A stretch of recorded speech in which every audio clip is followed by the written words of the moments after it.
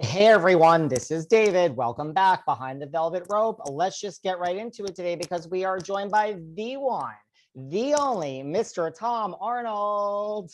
Hey, buddy, how are you? What is going on? Welcome, welcome, welcome.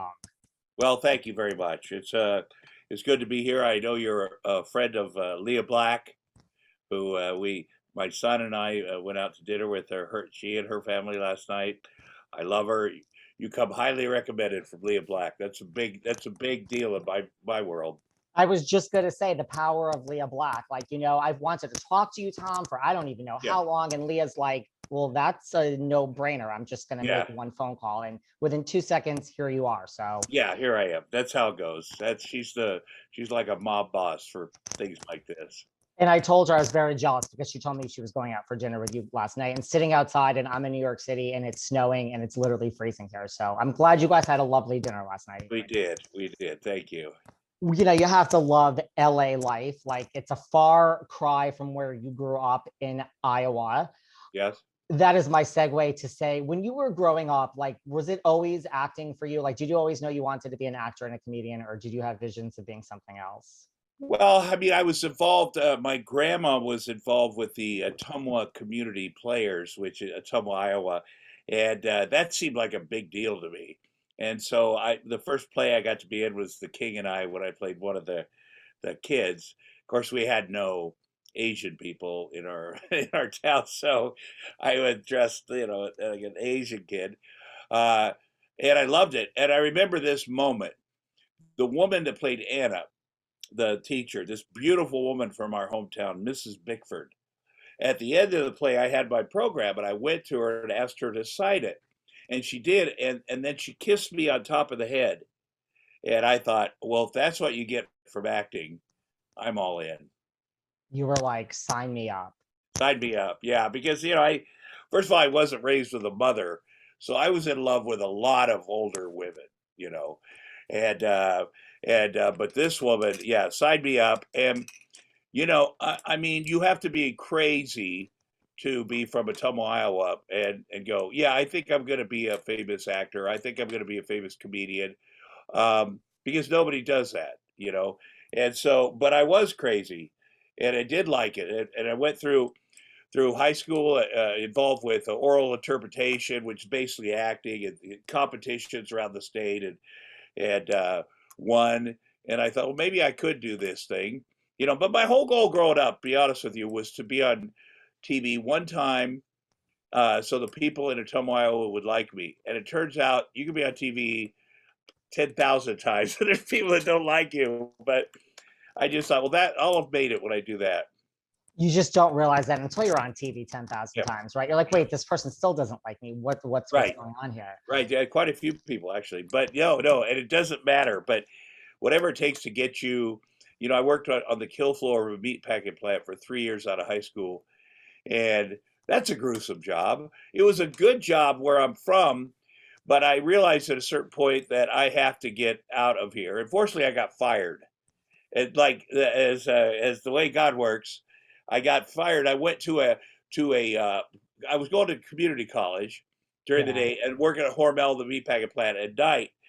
And I thought I missed out on the college experience. So community college experience is different than where at the University of Iowa where I ended up, because the average age of the person is like 70, and they're all retired and they're coming back to learn stuff, and the party's ended at about 7 p.m. So I called in sick. I went to a party with my buddies, and it ended at 7 p.m. And I'm like, that doesn't feel very collegey. Let's go streaking. And so we, as people tend to do, we took off all of our clothes. We went to Mr. Quick's. This is in the winter, by the way, in December. Wow. Nobody was there. There's nobody in our little restaurant, so it doesn't count. And so then we went to the diner, same problem. And I said, I know where people are. People are at the old folks' home. Let's go to Jefferson Square Manor because I know all the nurses. They'll think it's hilarious.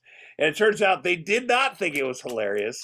And the police had already been called in our last place, so they were waiting for us. We come busting out of there and jump into, and it's three big, fat, naked guys. So we jump in the back seat. Our buddy Brownie is driving, Mo, Mike, and I, and to put our shorts on, our pants, and we're rubbing butts, and I'm like, "Oh, okay, we're busted. I'm gonna get out of the car and put on my underwear like a fucking human being, okay?"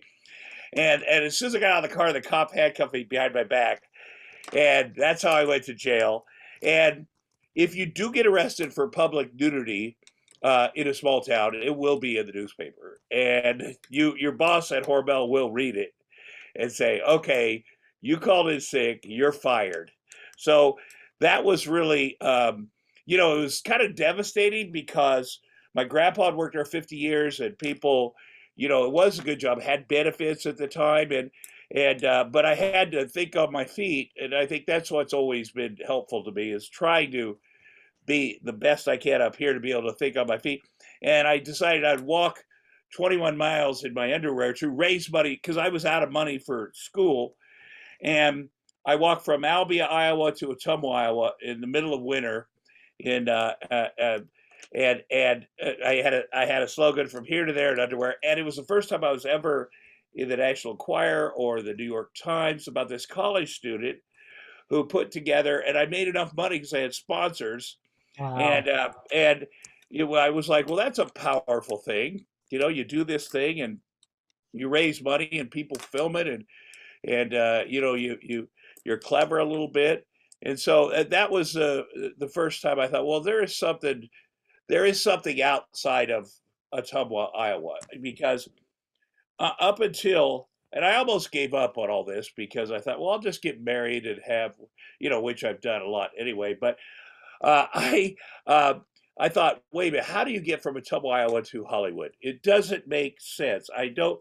And then one night I was at our disco, and we had when disco was popular, we had a disco called the Jailhouse Disco, which was ruined when my parents came with their friends and line danced, and that was the last time we went. But I walked outside of the Jailhouse Disco, and I saw Andy Kaufman standing there.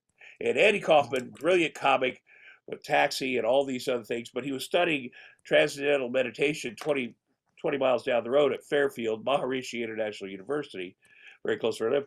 And he'd come down to wrestle women. We had a big women's wrestling event, which we're known to do. And I met him.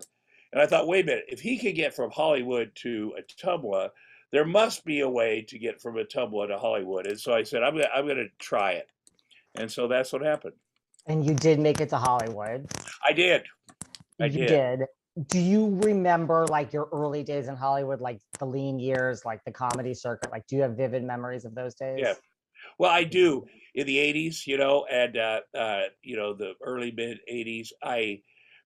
But the lead year, I remember going to the Comedy Store and seeing meeting all these people and being able to perform with all these people.